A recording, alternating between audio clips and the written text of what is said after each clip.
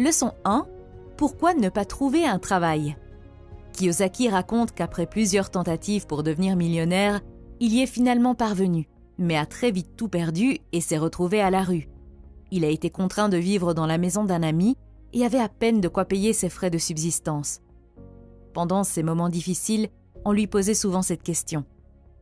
Pourquoi tu ne te trouves pas un travail?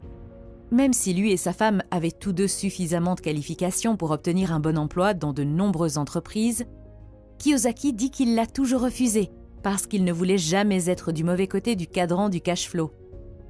Vous connaissez probablement déjà le cadran du cash flow de Kiyosaki, mais laissez-moi le résumer rapidement. Selon le cadran du cash flow, les gens sont divisés en 4 catégories selon la façon dont ils gagnent leur argent. Les employés, les travailleurs indépendants, les propriétaires d'entreprises et les investisseurs. L'auteur pense que c'est un mauvais choix d'être du côté gauche du cadran du cash flow parce que de ce côté, vous devez travailler dur et payer des impôts élevés. De plus, si vous voulez devenir riche, il est très difficile de le faire du côté gauche. C'est la raison pour laquelle Kiyosaki n'a jamais voulu trouver un emploi, car cela l'aurait automatiquement placé du côté gauche. Du côté droit, les propriétaires d'entreprises et les investisseurs paient très peu d'impôts, voire aucun, car la loi leur permet de dépenser en premier et de payer des impôts sur ce qui reste. C'est tout le contraire des employés qui paient d'abord des impôts et vivent avec ce qui reste.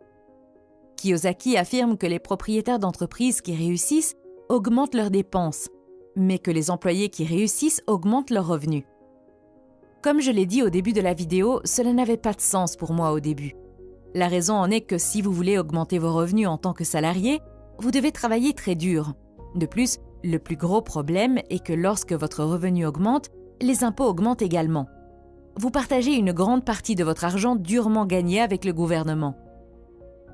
De l'autre côté, les propriétaires d'entreprises se concentrent sur l'augmentation de leurs dépenses, car ils en retirent 2 énormes avantages.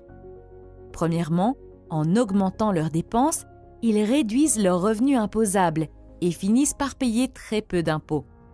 Deuxièmement, si vous regardez leur état financier, vous verrez que la plupart de leurs grosses dépenses sont destinées à acheter des actifs qui leur apportent des revenus supplémentaires.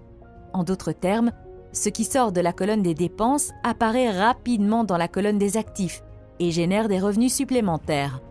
Par conséquent, ils continuent à augmenter leurs actifs et leurs revenus tout en payant peu d'impôts.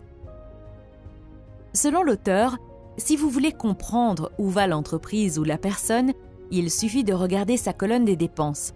Si la majorité de vos dépenses sont consacrées à l'achat de